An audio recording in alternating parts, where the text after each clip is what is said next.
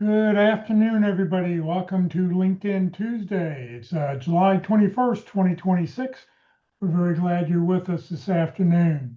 Please note this event is being recorded, and the recording will be on the Career USA YouTube channel for others to view in the future. By participating in this event, you give consent for your name and picture to appear. Please note that any comments you put in the Zoom chat window will not appear in the recording. For everybody who's on Zoom, feel free to put in your name, the position you're looking for, 2 or 3 target companies that we may be able to help you with. Give us your email, your LinkedIn address, your phone, your city if you'd like. And then if you have companies that you have connections and you can help other people, please list those too. LinkedIn is all about connecting with other people. It's a great way to connect with everybody else who's on the call today because you never know who's going to be able to help you with your next great opportunity. Well, good afternoon, everybody. My name is Jeff Morris. Back in 2008, I started a website called careerdfw.org, a website to help those unemployed in the Dallas-Fort Worth area. In 2012, I launched careerusa.org, a website to help those around the United States. I have written a book called What I've Learned About Your Job Search that you may not know. It is available on Amazon, or if you see me in person, I always have copies with me. Since 2007, I've been facilitating and leading the North Dallas Plano Career Focus Group.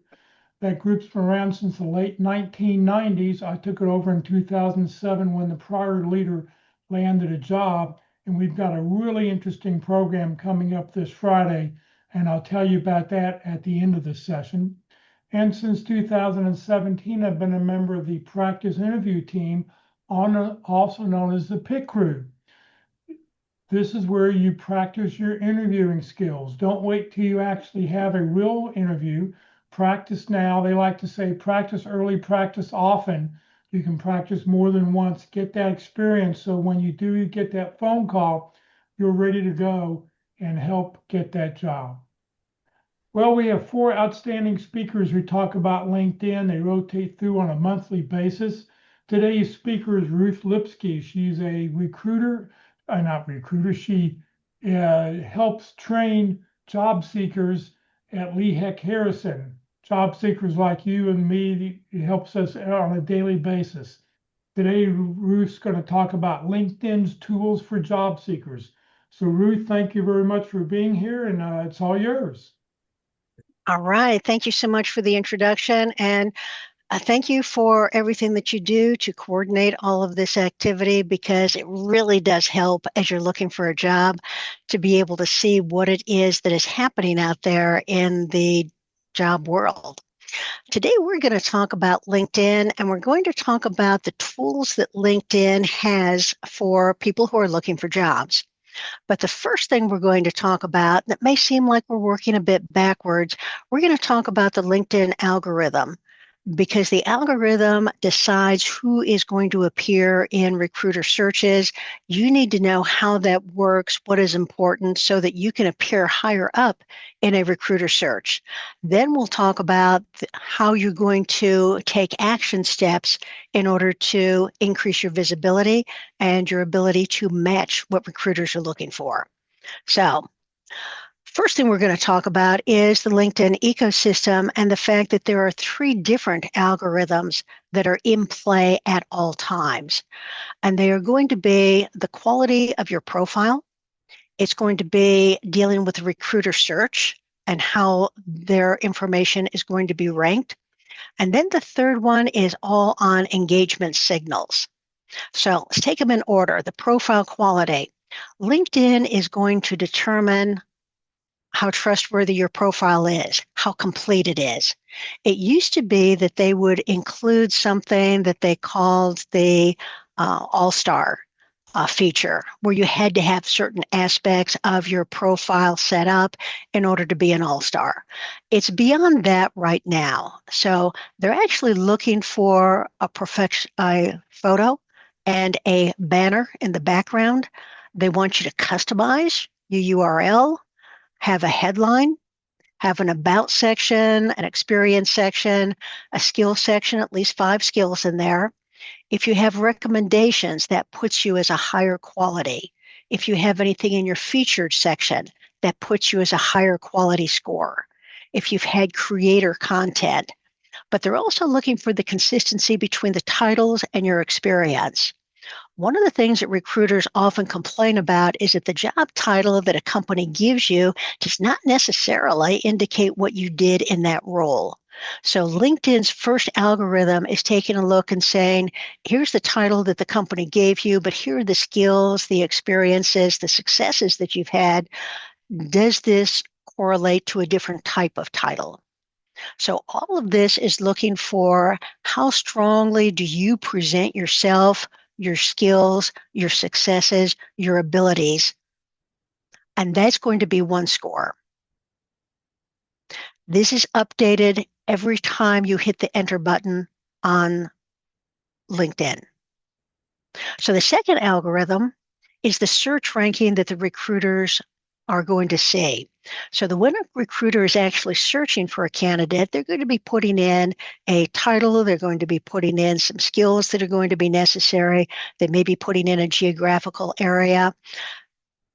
LinkedIn's got to decide how they're going to present the people and what order they put them in. And LinkedIn never does anything randomly. So the first one that they're going to look at is keyword relevance. And I put that in a blue color because that's the most important item in a recruiter search, more so than title or anything else.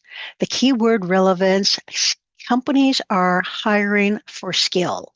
They're not necessarily hiring by title. The title is a good part of it, but the keywords are going to be more important. And I'm stopping right here because keywords are different from skills in this particular algorithm. The skills that are listed here are going to be the skills that you have in the skills section of your LinkedIn profile. And LinkedIn has created 36,000 skills that you have available to you to pick. And the algorithm is going to look at those skills and they're going to say, that's a skill they have. Fine. But keywords are these words that you have used in your headline, your about section, your experience section, your project system. Any other place in the profile other than the skill system is considered a keyword. And a keyword in this case means I have this skill here, but this is how I've used it. And LinkedIn is more concerned about how you use your skills than the fact that you say that you have it. Anybody can say that they've got SQL as a skill. But if in some portion of your profile you're talking about that you used SQL to do something, to provide some benefit, to come with some result, that's going to be much more powerful. Keywords scattered throughout your profile multiple times are going to be hugely important to the ability of LinkedIn to find you. But other things that are included in the recruiter search when that algorithm is working is the job title. You would expect that, but it's not as important as the skills. Location is still a huge plus because one of the biggest trends in hiring these days is getting people back into the office. And you need to have a location in your profile so the recruiter can find if you're close to the office. If you have United States as your location, you've just left an empty field, and you don't want that. An empty field means that you're going to have less power, less viewing than if you have a particular geographic location. And it can be a metropolitan area. It just can't be a country. Whatever is in your open to work settings. If you have mutual connections, do you have a connection to somebody in the company? A first or a second degree connection to the recruiter brings you up way higher in the algorithm here. It won't overcome a bad profile, but it absolutely puts you in the top portion. Response to in-mail. This is something you can't see, but LinkedIn is calculating in the background. If you get mail in your message area and it's saying, I'd like to talk with you about a job, and you ignore it, then your response rate is going to go down. If you reply to every recruiter, you're at least going to be able to say, not interested in this job. This doesn't seem to be a good fit. Some type of response is going to be important. Now, if you are getting messages from people who are saying, I can improve your profile, I can rewrite your resume, those are sales people contacting you through the message tab. You don't have to respond to them. But if it's coming through a recruiter, even if you think it's a scam, go ahead and respond to no thanks if needed, because this is an important part of this algorithm. Recent activity. Are you still on LinkedIn? Are you using LinkedIn? How complete is your profile? Are you engaged? Are you doing things on the platform? And once again, this is going to be calculated multiple times in a day. It is based on every time you hit that enter key, LinkedIn changes what they're looking at you on for this algorithm. So that's the search algorithm. The third algorithm is your activity. And it kind of comes up in that last one also, but LinkedIn wants you to use LinkedIn. It's looking as if it's a loyalty program. Everything that you do is going to contribute to, are you active? LinkedIn assumes that if you are not active, then you've already found a job. And now they're not the least bit interested in putting you on that recruiter search. So, are you reading posts? They can keep track of how long you are looking at a page. All social media can understand that. Are you commenting on the posts that you're reading? Are you posting yourself? Are you sending out messages to people? Do you accept invitations when they come? Are you updating your profile on a regular basis? Are you clicking that follow next to companies? Using LinkedIn Learning is going to be a positive activity signal, but it's only if you've got premium. Other than that, you won't be able to utilize the LinkedIn Learning. But are you using that job section? I hope so, because that's a great place to find jobs. Are you searching for people? It doesn't necessarily increase your search ranking, but this is where we're looking at freshness signals to help on your visibility. So those are the three algorithms that we're going to be working with and we're going to be talking about in a little bit more detail. And here's a way of looking at them. When a recruiter is doing a search, they can either use the LinkedIn Recruiter software, or they can come on to LinkedIn and come up into the I'm looking for a project manager, and they have to have a PMP, and they have to have Java. So we're going to take a look at these results. Here it comes. We're looking for people, not jobs. The order that these people are indicates those first two algorithms. The people who are on this list toward the top are the people who have profiles that are complete. They have a profile that includes a lot of the keywords, a lot of the skills, a lot of the experiences, a lot of the titles that are needed for the recruiter.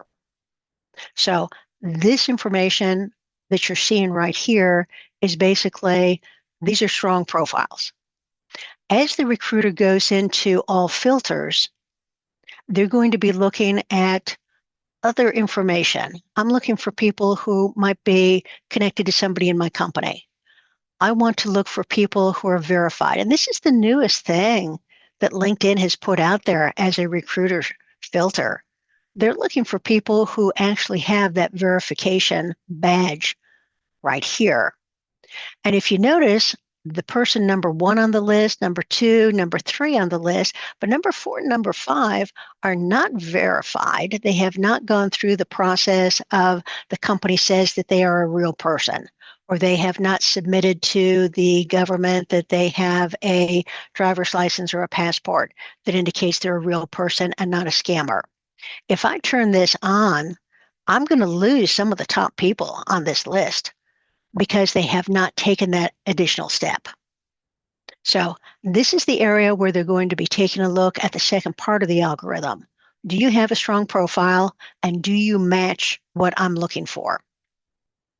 Other things on this list, though, are do you follow somebody on LinkedIn? What other companies?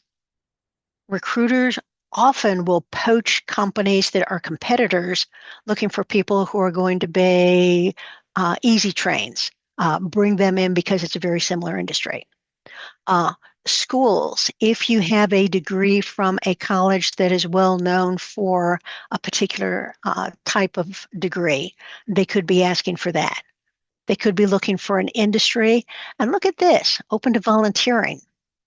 This is a skill or a piece of your profile that recruiters are interested in, but not everybody has. Have you ever done any volunteer work? Put that on your profile because it indicates to the recruiter that you're open to working with people, that you are willing to give of yourself. And a lot of companies are much more interested in that. So that's how we're going to be using the algorithms. So far, so good. Jeff is going to be looking at the comment section so that in chat, if there's anything that you want to talk about, we can do that. So, how recruiters use LinkedIn. They're normally going to start with a title, a set of skills, which are also considered keywords in this instance, and geographic locations. LinkedIn is going to provide tens of thousands of results, but recruiters are going to scroll through the top 1,000 of them. And it's going to be a quick just look at that information. And you saw how little information LinkedIn gives a recruiter. It gives the headshot, it gives the headline area, it gives the last job that they had. That's it. The recruiter's going to look through, and if you don't have a really strong headline that says, here's who I am and this is what I can give you, then you're going to be passed over because they're going pretty fast to get through 1,000. They're going to apply the filters that they have as far as looking for the right geographic location, looking for maybe some additional skills, looking for that open to work, and they're going to get it down to the top 50. From that top 50, they're going to look at every one of the profiles that are in that top 50, and they're going to go and they're going to read the About section. If the About section is intriguing and interesting, they will read through the rest of the profile. But quite often, you don't have enough in that About section to make yourself interesting, competent, capable, willing to work in a new company with skills. They're going to stop looking at you. But they're looking really to find the top 10, and they're going to contact the top 10 for interviews. So that's how they're normally narrowing it down. LinkedIn gives them a tremendous amount of information, but it gives them in the order that LinkedIn feels is most appropriate for them. Based on what we're seeing you ask for, here are the people who have the best profiles and the best fit for what you're looking for and are active. Here are the ones you should look at first. The filters that the recruiters use, open to work. You don't necessarily have to have that green banner on open to work. It is highly suggested because if you don't have the green banner, then the only people who can see that you're open to work are the recruiters who are using the LinkedIn Recruiter software. That's only about half of the recruiters who are using LinkedIn to do a silent search to find people. So if you don't have that green banner, you're missing out on some of the recruiters. Open to relocation, that's a new field that is coming. It's not available everywhere yet, but LinkedIn is saying that they're beginning to roll that out. It will be within this open to work area to indicate that you're willing to move to whatever geographic location seems appropriate. They're definitely going to look for that verified. They are worried about false profiles, scams, AI generated profiles. So they're looking for that verified button there. They can have a filter for, is this person active and is it recent? Have they updated their profile recently? Are they going to respond to me? And the skills match is going to be, did you use this skill in your current job? So if they're looking for somebody who has SQL experience, they want to see that attached to the experience section of the current job, not a job that they had 10 years ago and is probably way out of date as far as the version that was used then. They can ask for certain years of experience. They can ask for what the current company is, what the previous company was. They can look at all of this information in order to narrow it down to the 1,000, getting it down to the 50. So any of the information that you've got here is going to be an important part of, is this going to show on the recruiter search high enough for me to be found? And here's the thing that is going to be important also. When you're on LinkedIn, they're going to be looking for skills. If you put in a skill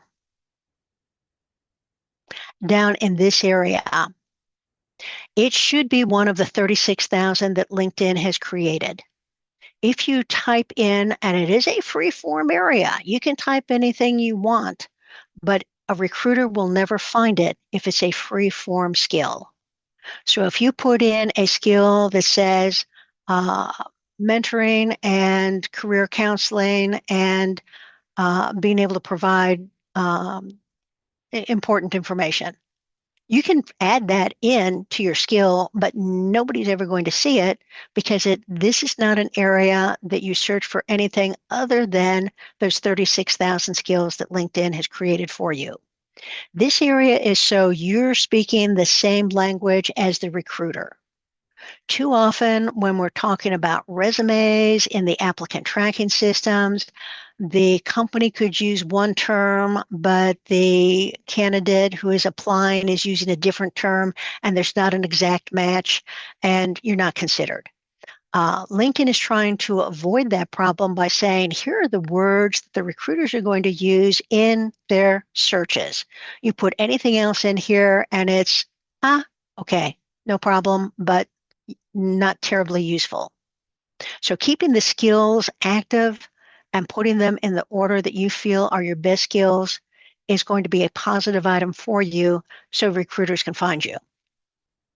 But once you've got your skills, where'd you use them?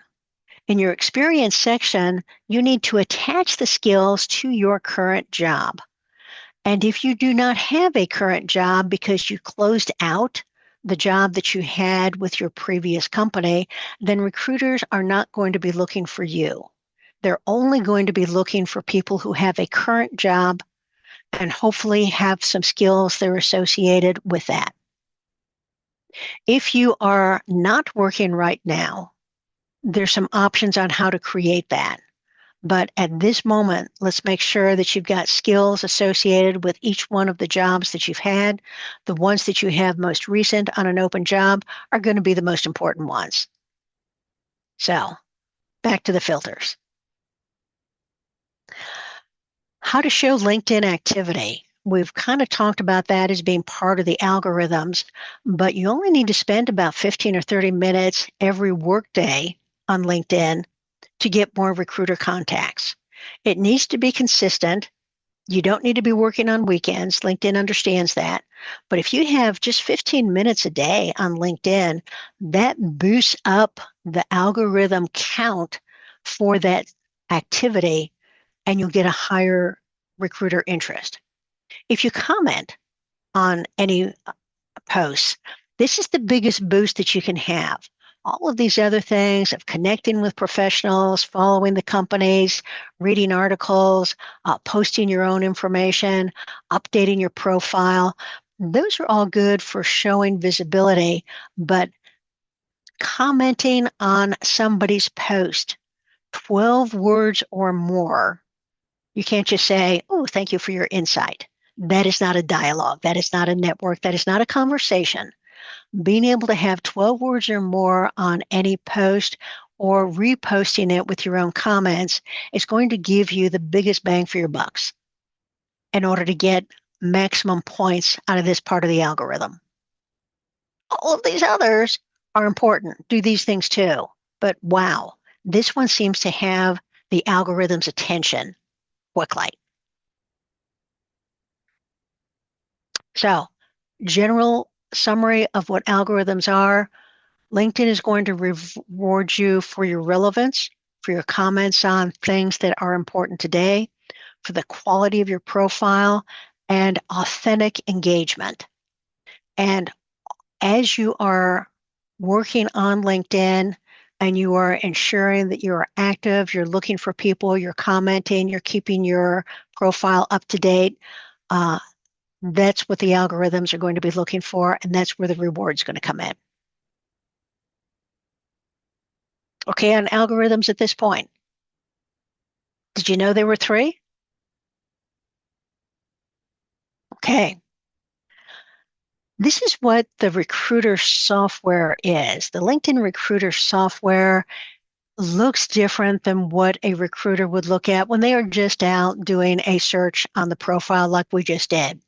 But they're going to have the same basic search. They're going to put in a title, a geographic location. They're going to put in some skills. Here they got nearly 43,000 results. That's a lot of people to sort through.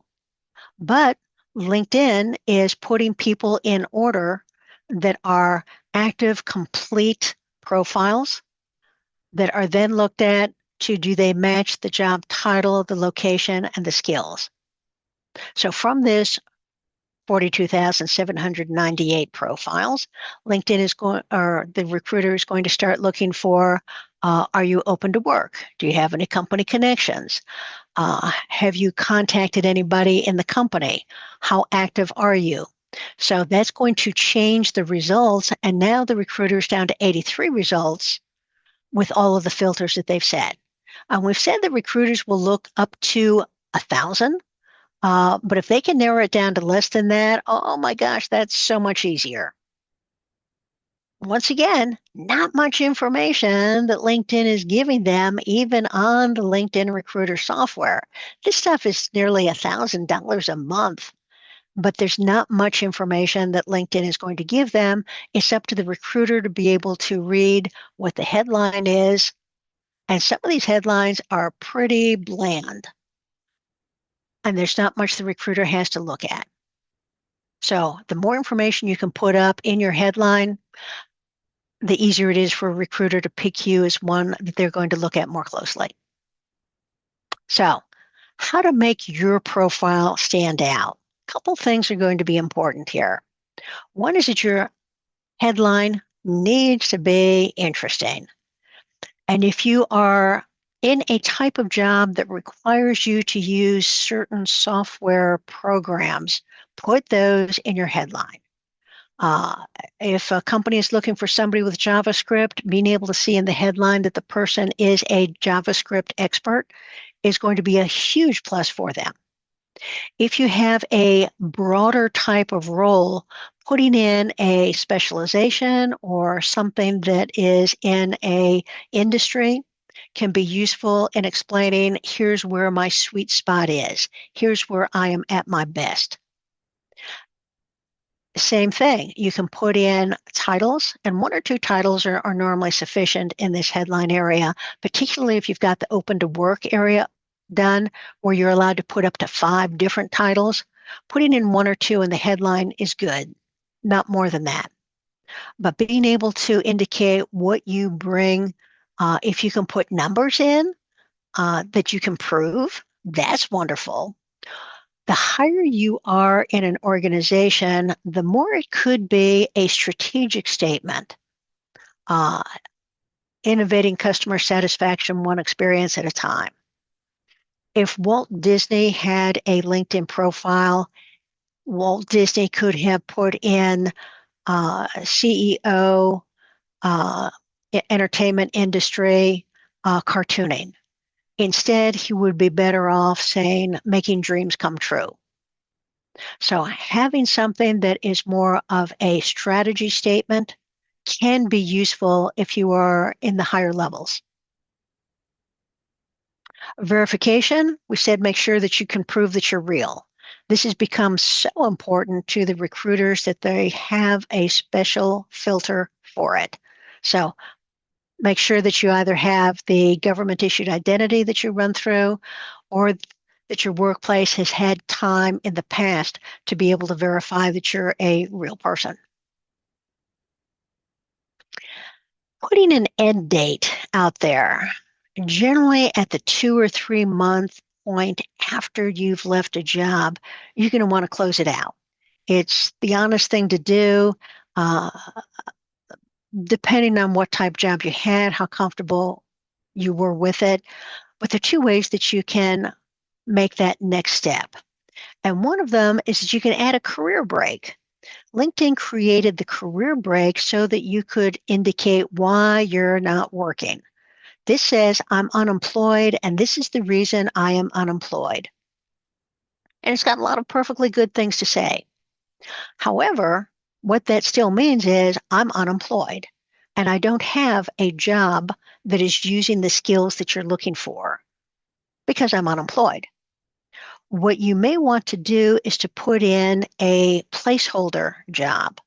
And a placeholder job is an additional job in your experience section where you can put in a couple titles. You can make sure that you are saying, it's not a real job. This is just what I'm capable of doing. This is kind of my resume at the top of my LinkedIn experience section. Here are the things that I've done. Here are the skills that I've used. Putting this in and making sure that the recruiter is able to look at it and say, I know it's not a real job. I know they're still open to work, but look at these skills and look at the skill set that they have attached to it that is going to be just what we're looking for. So looking at putting a placeholder is going to make you more visible.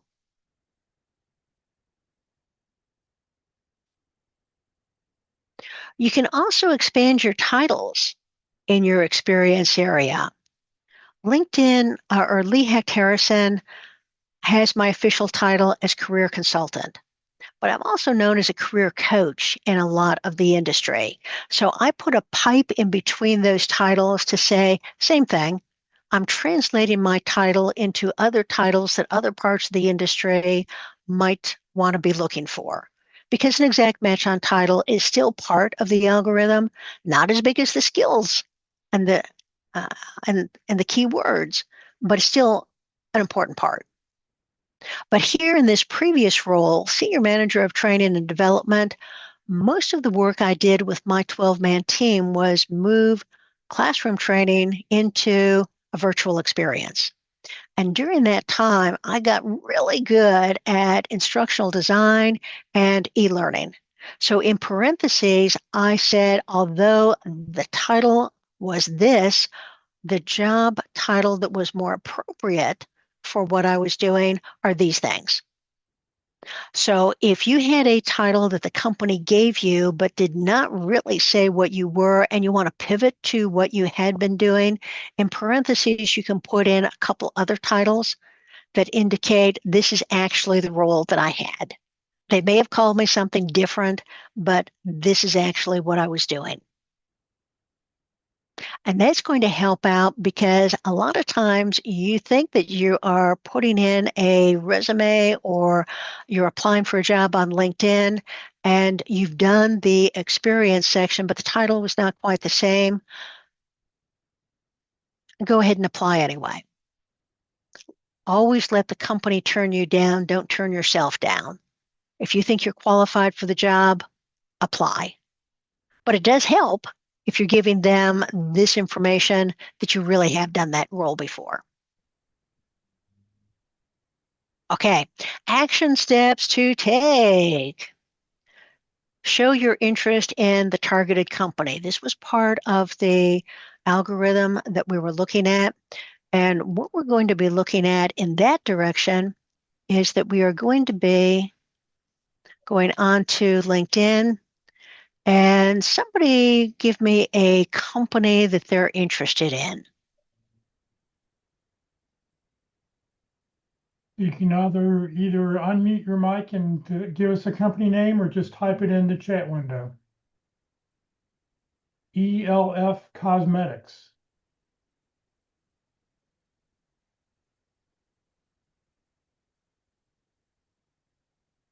ELF Cosmetics. And we're looking for companies. Oh, that one didn't come up. That's The interesting. next one listed is Blue Cross Blue Shield of Texas.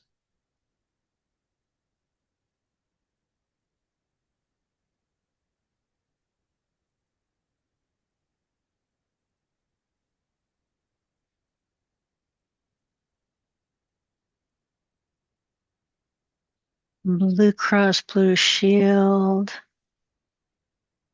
I didn't see Texas here. Let's just take a look at the top one.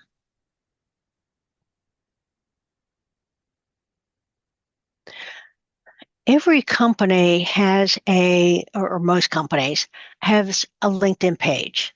And on the LinkedIn page for the company, you're going to want to follow the company, which says, feel free to plop information into my homepage when you're doing things. So, new product line coming out, moving into an additional industry area, what is happening in the employee engagement activities. All of those are going to show up on your homepage because you followed the company. What you want to do next then is to go into the About section for that company. And in the About section, there will often be a box that says, are you interested in working with us in the future? If you say, I'm interested, then that changes the information that the company holds about you. Now you not only want to follow the company for maybe investment reasons or financial reasons, you're looking to work in the company. And this starts the handshake with the recruiter. Now the recruiter knows that you're interested in them. That's the mutual interest that that second algorithm is looking for. Have you indicated you want to work for them? From there, you're going to go into the People tab. And in the People tab, this shows you, in this case, the 5,688 people who are employed by Blue Cross Blue Shield Association and who have a LinkedIn profile. You can take a look at the list that they have, where they live, where they studied. Let's take a look. What they do tells you what department they work in. Nice to be able to narrow it down a little bit if you're looking to find people in a certain area. What they're skilled at and what they studied, I don't find terribly interesting, but how you're connected can be really useful. If you've been on LinkedIn for a while, then you probably have people who you knew at one time or worked with at one time who have moved on to other companies. And being able to find somebody who is a first degree connection here gives you the opportunity to contact them and say, I've applied for this role. Uh, do you know who the recruiter is? Do you know who the hiring manager is? Um, I understand that Blue Cross Blue Shield gives a hiring bonus if you recommend somebody who is eventually hired. Would you like me to use your name? There are a lot of ways that you can connect to somebody. If it's somebody who you haven't talked with in a while, it's normally good to start off with a time we caught up. Don't know if you knew that I was caught up in this layoff, looking for career opportunities in this area. Would love to catch up.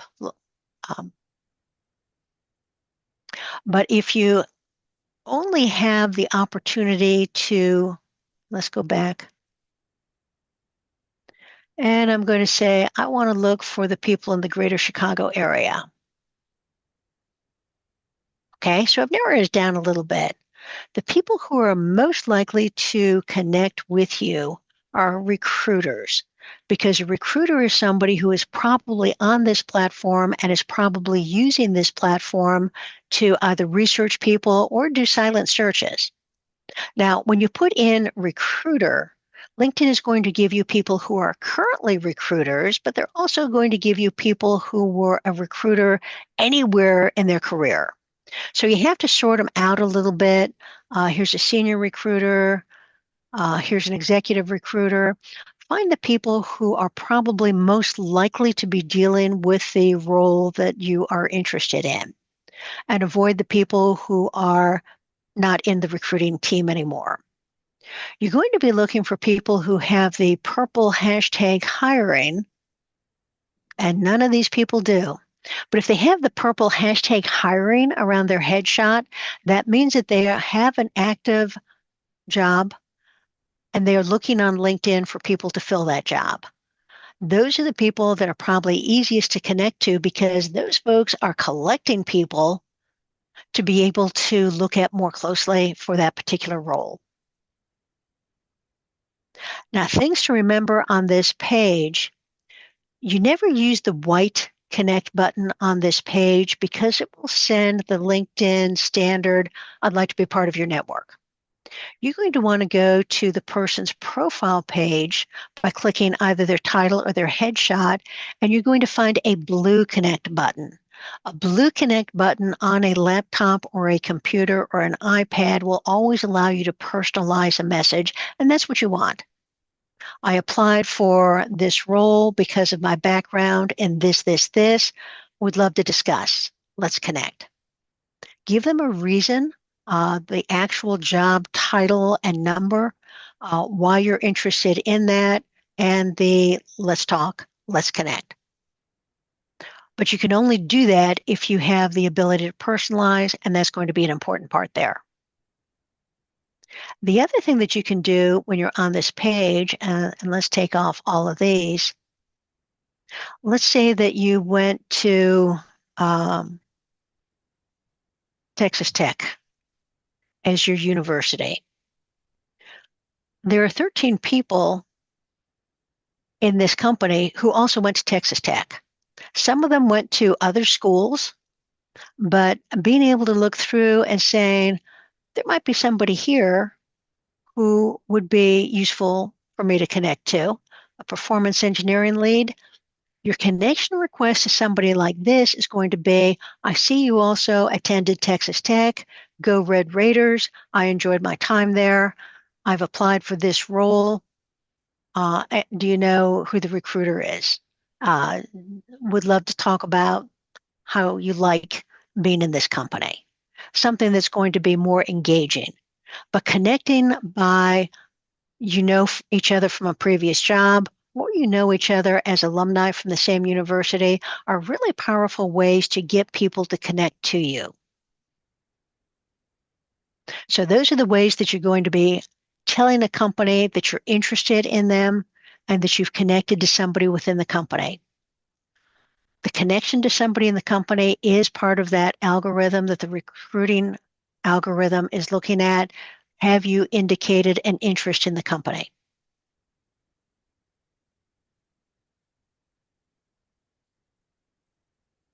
So find your targeted companies. You should have a fairly long list, maybe 30 or 40 companies that you are following and looking at on a regular basis. Not every job is on a job board, but on the career page of that company, you can find a whole bunch of jobs that are never posted elsewhere. So follow the company, make sure that you're interested, and connect to at least one employee. Add skills to each job. We talked about that. 8 to 10 skills in the experience section. Technical skills are more useful than soft skills. If you're attaching skills like leadership and communication, those are understood to be part of most jobs. Having job skills that are more associated with success in that role is probably going to be a better idea. And maintain that updated list of skills in the skill section. As you're applying for jobs, as you're reading through the jobs themselves, you could be coming across some skills that you've got, you just never thought to add to your profile because you didn't think they were as important. Part of your job search is research. what skills are needed in today's environment. So being able to continue to update that list of skills, take off the skills that are old skills and you don't need anymore, but make sure that you've got skills that are attached to the jobs that you've had. Using the Jobs tab, if you're looking for a job on the Jobs tab, you should be putting in that search bar the title, the skills, the industry, and the location. You're on the Jobs tab, you're looking for the job that you are most qualified for. You want to be the top candidate for that job. So if you're using the Jobs tab as I'm looking for every project manager job in the country, you're going to be inundated with a whole bunch of jobs that you're not interested in, you're not qualified for a number of reasons. It's going to take you a long time to sort them out. But in that original search, put in very specifically, in order to be the top candidate, this is the information that I've got. You're going to use a capital A, capital N, capital D before each set of information. And you're going to use a not, the capital N, capital O, capital T, to remove unwanted words. So as you're taking a look, and you can have up to 20 different job searches, which is a lot of job searches, but being able to take a look at let's go into the Jobs tab and say, I'm looking for uh,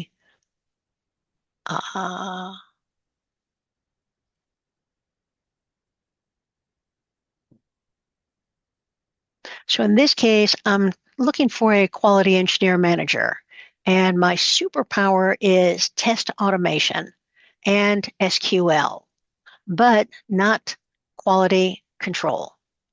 So putting in the things that are important and are going to be making you the top candidate, and then taking out the things like, I don't want to be in the construction industry. I don't want to need this skill. I don't have a PMP, so take out all of the jobs that require a PMP. That will give you a list that is much more accurately tied to who you are and what you want to do next. And since you get 20 different searches, you can start off by looking at what your Metroplex is, but then you can go and you can say, now I want to take a look at remote. So you're going to add and remote. Only about 15% of the jobs on the job boards these days are fully remote. So although there are jobs out there that might not be the best set of jobs, but you got a whole bunch of room to play with when you've got 20 different options for your search. Change out the title that you have into something that is going to be more a little bit of a tweak from what you were before. Now, as you're taking a look at this, the jobs that come up should be in the order that match your profile information. So LinkedIn is going to try and give you the information that matches the skills, the experiences, all of the information on your profile. But if it is a job that is promoted by the hirer, that means that this company paid LinkedIn to bring this job to the top of the search because they are looking to hire outside their company. They are looking for somebody who is about 80% qualified for the job, and they want to move fast. So promoted by hirer might not be the exact match that you're looking for, but you know it's a real job. And about 20% of the jobs out there on the job boards are ghost jobs. They're posting it to the outside because they think they have to, but they've already offered the job to somebody internal who's going to accept it. And if you apply for the job, you're going to get an immediate, no, we found somebody better qualified. And you're going to be left with, why? I was perfectly qualified. It's because they've already got somebody internal, and internal people always have that advantage. So don't take it personally. It's the way companies are operating these days. But anytime you can find promoted by hirer, you know that's a real job. And that's a great thing to be able to look for.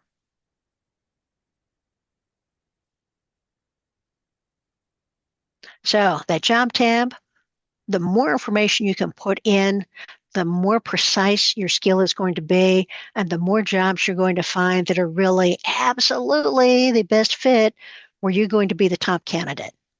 You got plenty of room up there. Type in everything that you need.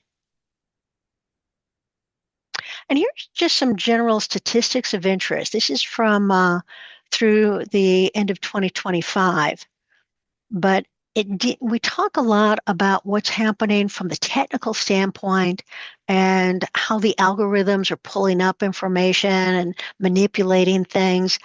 But there's an awful lot on LinkedIn that deals with how does the human eye interact with the information you've got on that page.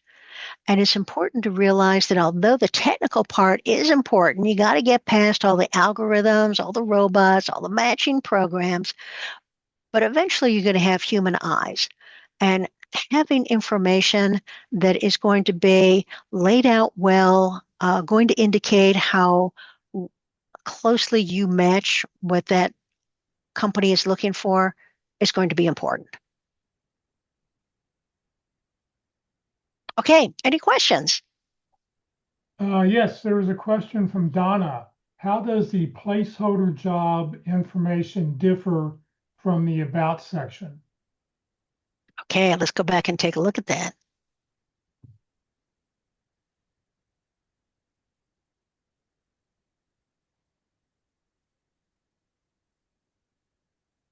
Okay, the about section is going to be this large area up at the top that talks about your skills, your successes, what you've done that will translate to a new company. This is your marketing material about yourself. The placeholder job is in the experience section, and you're going to go into this plus area where you could either say, I'm taking a career break, which was not a particularly good thing to say, although perfectly, I was laid off. My position was eliminated. I'm in the midst of a career transition. Maybe I'm traveling. But this all says I am unemployed. And when you're unemployed, recruiters aren't as interested in you because of they're looking for skills that have been used recently. So instead of going into this plus and going into a career break, you're actually going to add a new role. And in that new role, you're going to put in a couple different titles. Your company or organization is going to be something you're going to freeform, open to new opportunities, looking for the next career. So they're two different things. The about section can be consistent on here's what I've done and here's how well I've done it. Let me see if I can find somebody who has this.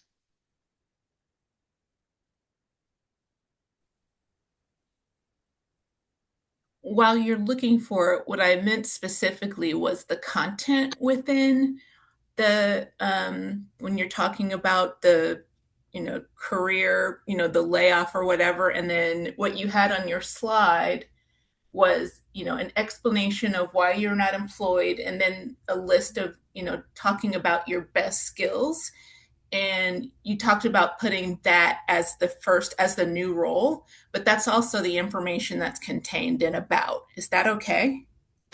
Actually, you're going to take the information that was in your last job and you're going to say, this is what I can do today. So this person took everything that they had in their resume, in their actual job that they had most recently, and they created a new one that says, I can still be a release engineer and a scrum master. I'm just open to new opportunities, but here is the most recent information I have on what I've done and what my capabilities are. Okay, got it. That makes sense. Thank you. Okay. Okay, other questions? That was a good one. That's all was on there unless somebody wants to unmute your mic and ask away.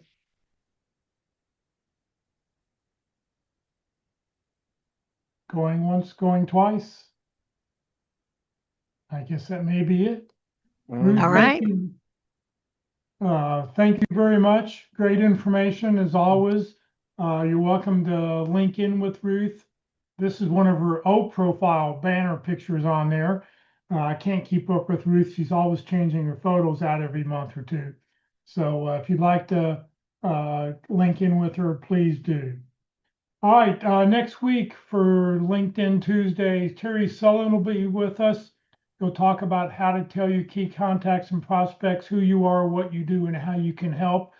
Please note that session will not be recorded. So if you want to watch Terry, you do need to watch him live next Tuesday. Tomorrow, the practice interview team is meeting online only. So anyone, anywhere with a computer can join and watch a real practice interview. They'll actually have 3 different interviews scheduled. You can pick the one they want. They were online only on the 4th Wednesday of the month. The first, second, third, and fifth Wednesdays they meet in person, but anybody, anywhere with a computer can join the practice interview team tomorrow at 1:00. I This, have a question, but I'm not sure if I'm unmuted yet. yeah, go ahead, Linda. Okay, great. So I had a career break that was several years, stay-at-home mom. And at this point, my resume and everything on LinkedIn just doesn't explain the gap. Should I create a role that says something along the lines of whatever, raising family full time or whatever? Right now, I just have nothing. There's just like an 8.5 year gap. What I've seen most effective is you can put in your job title was mom, but within the description area, you can put in organized trips. Culinary skills include lunchbox interests. So make it more fun so that it shows a sense of humor. It's a difficult thing to do well on LinkedIn, but this could be a good opportunity to say, I may have stayed at home, but by golly, I've got some pretty good skills that resulted from this. Yeah, and I So did a ton put of it, volunteer work during that time, so I could oh maybe man, put list that into your that. volunteer section. The volunteer section is going to love that part. So Okay, put that in too. Well done. Yes. thank you. All right, great. All right, then this Friday at the North Dallas Plano Career Focus Group, we've got a really interesting speaker, the power of face reading. Uh, the speaker, Brian's going to talk about the practical skill that helps you recognize personality traits. Mm. So come join us this Friday for that talk. Should be an interesting time. You're welcome to join the Career DFW or careerusa.org LinkedIn groups. You can join one or both. You do not need to live in the DFW area to join a Career DFW group. I just started it when I started the website back in 2008. We've got over 16,000 members in it. Nice thing about that is that you can directly connect with anybody and you can communicate with anybody else who, when you're in the same group as they are, you'll be able to push out and talk to anybody at the same point. The Friday session is online, will be online and in person. So you can join us in person or join us online on Friday. This session has been recorded. It will be on the Career USA YouTube channel. Please subscribe to the channel. We've got over 1,000 people who are just following us whenever we post a new video. This video will go up late this afternoon or tomorrow. Click on playlist. Every video I post goes into one of 7 different playlists. If you click on the little video, it'll start playing that video. But if you go at the very bottom, we see that red arrow, view full playlist. Up will come a list of the dates in chronological order, the topic, and the speaker. And you can go back and watch any title that you want at your convenience.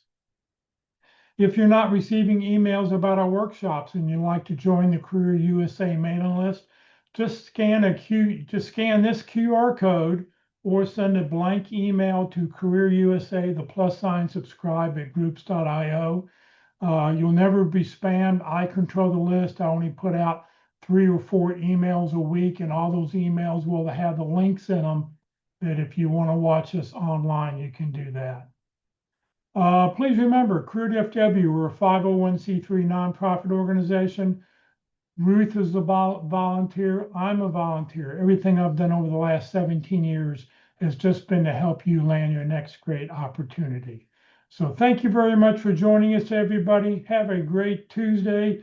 Try to stay cool if you can. Ruth, once again, thank you very much. Thank you, Ruth.